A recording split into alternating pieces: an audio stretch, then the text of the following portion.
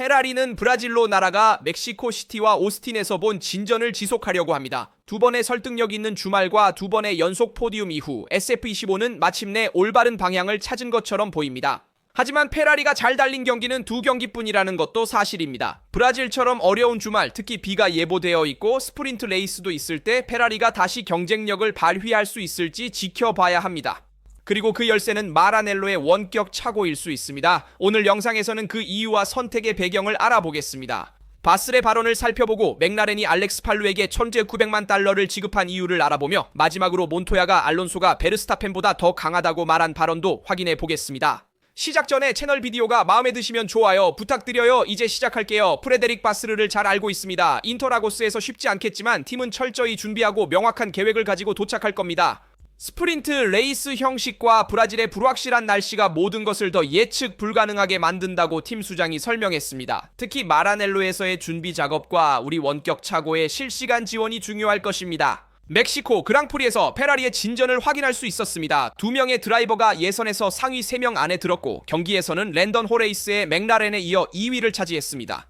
중요한 결과는 팀의 활력을 불어넣고 제조사 챔피언십의 마지막 스퍼트를 위한 자신감을 주었습니다. 목표는 명확합니다. 메르세데스를 이기고 가능하다면 레드불도 이겨서 제조사 순위에서 2위를 차지하는 것입니다. 인터라고스에서는 올해의 두 번째 마지막 스프린트 레이스가 열릴 예정이며 여기서는 모든 것이 달라집니다. 예선으로 바로 넘어가기 전에 단 한 번의 연습 세션만 있을 것입니다. 스프린트 레이스 이후 토요일 예선 전까지는 파크 페르메가 유지되며 그 사이에 세 서브를 변경할 수 있습니다. 그러나 주말 일정이 매우 빡빡하기 때문에 조직력이 차이를 만들 것입니다. 이때 마라넬로에서 실시간으로 작동하는 일종의 병렬 두뇌인 원격 착오가 등장합니다. 이는 데이터를 분석하고 전략을 세워 피트월에 가능한 모든 답변을 제공합니다. 바소리는 이 개념을 강조합니다. 스프린트 형식에서는 처음부터 완벽해야 합니다. 트랙에서의 매 순간이 중요하며 모든 결정은 빠르게 이루어져야 합니다. 우리는 두 번의 좋은 주말을 보냈고 이 기세를 이어가고 싶습니다. 상파울루의 어떤 날씨에도 대응할 준비가 되어 있습니다. 최근 주말 동안 S25는 시즌 초에 부족했던 균형을 보여주었습니다. 세섭의 변경, 타이어의 보다 효과적인 관리, 그리고 드라이버들의 높은 신뢰가 팀이 차량의 잠재력을 최대화할 수 있도록 했습니다. 마라넬로는 분위기가 다릅니다. 실수가 줄고 더 명확하고 확신이 있습니다. 하지만 브라질은 여전히 복잡한 시험대입니다. 인터라고스 서킷은 짧지만 기술적이며 고저차가 있고 블라인드 코너와 접지력이 빠르게 변하는 아스팔트가 특징입니다.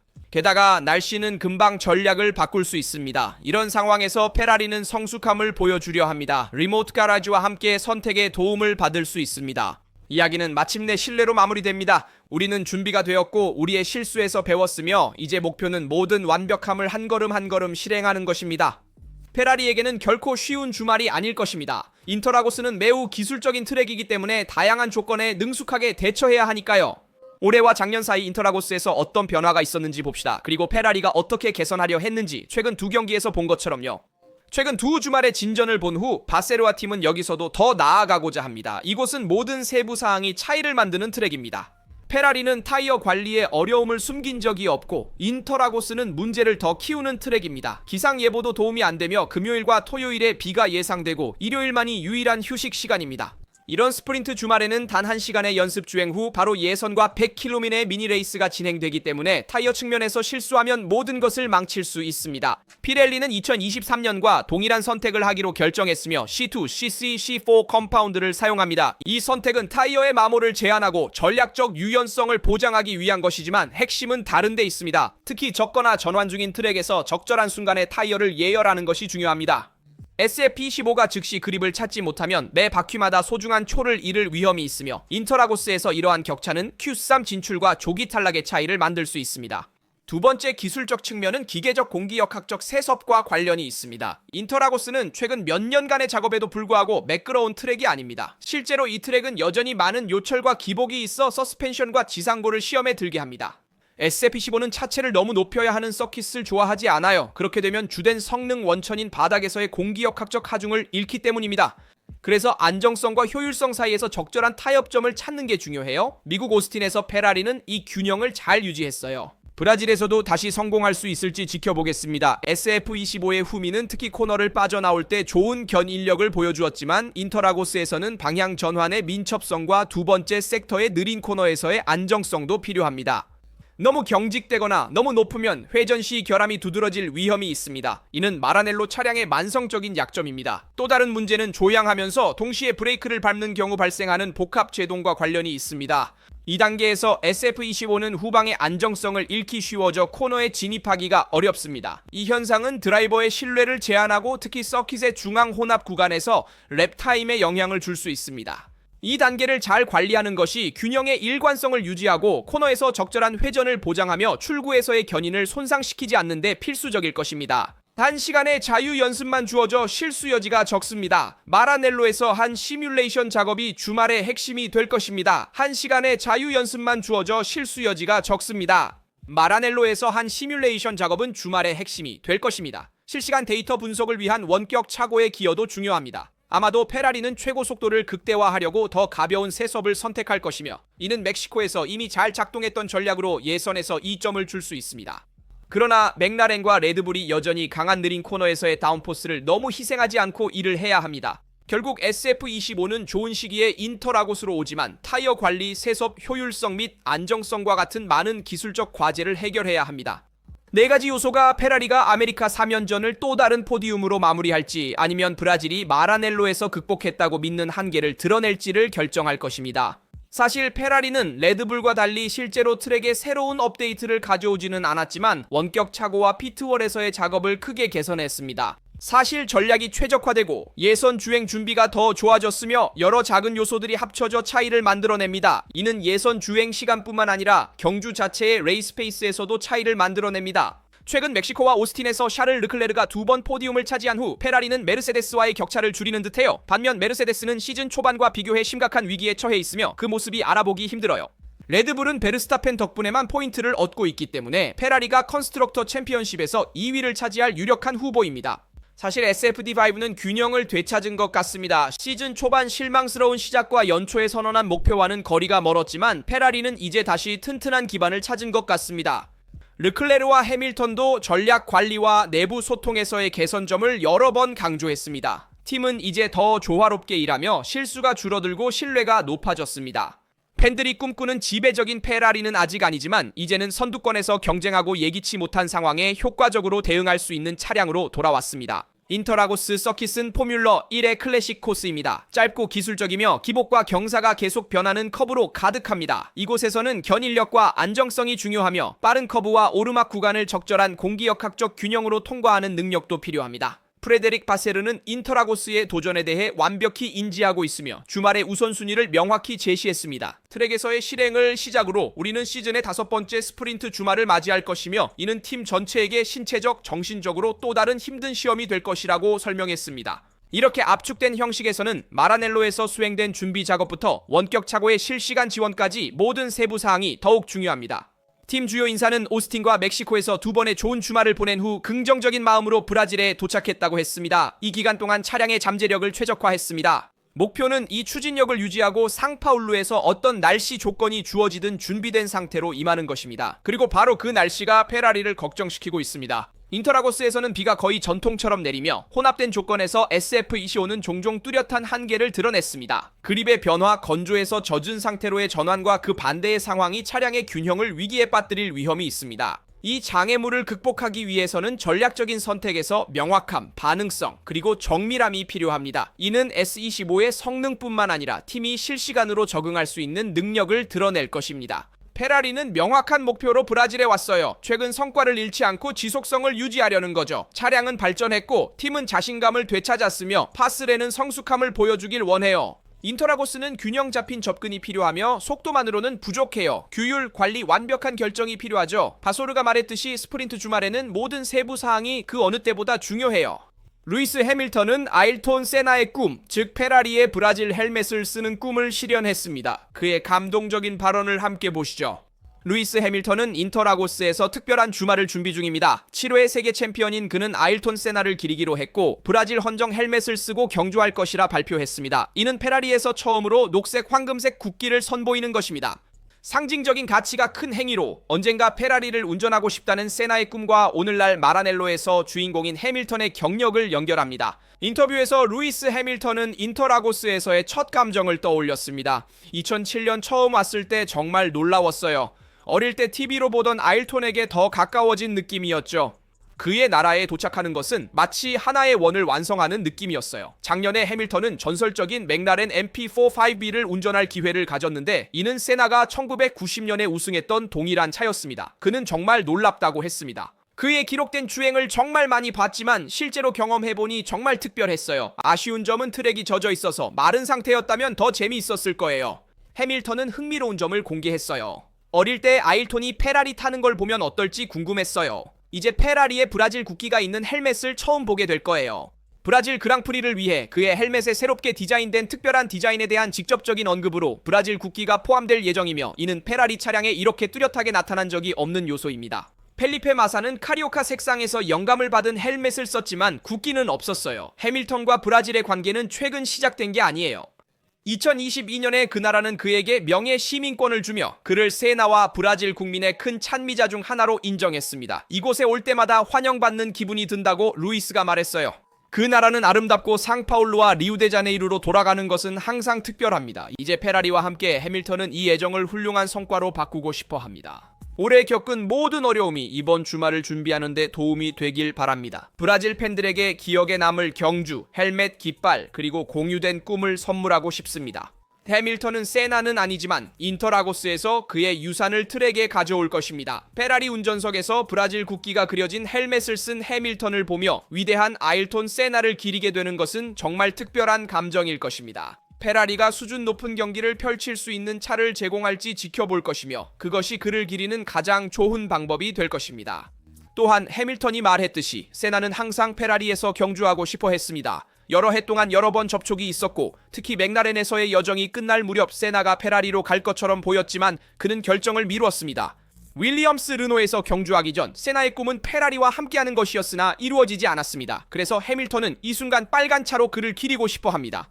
체차렐리가 트랙 엔지니어들이 받은 모욕에 대한 발언도 들어봅시다. 팀 라디오는 이제 포뮬러 1의 쇼의 일부가 되었습니다. 조종사와 피트월 간의 직접적인 연결만이 감정과 때로는 조종석 내부에서 경험하는 긴장감을 보여주는 창을 제공합니다. 파일럿이 시속 300km로 말할 때 주로 스트레스 상태입니다. 라디오를 통해 나오는 말들은 아드레날린에 의해 결정되어 감정적일 때가 많아요. 하지만 이런 공격이 트랙 엔지니어에게 얼마나 큰 부담이 될까요?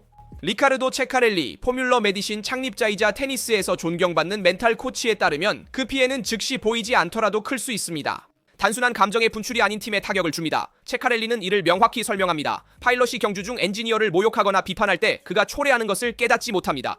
엔지니어는 그의 주요 동맹이며 공개적인 질책은 그를 편안한 영역에서 벗어나게 합니다. 그는 자신을 닫고 더 신중하게 행동하고 싶어하며 결정적인 순간에 필요한 명료함을 잃게 됩니다.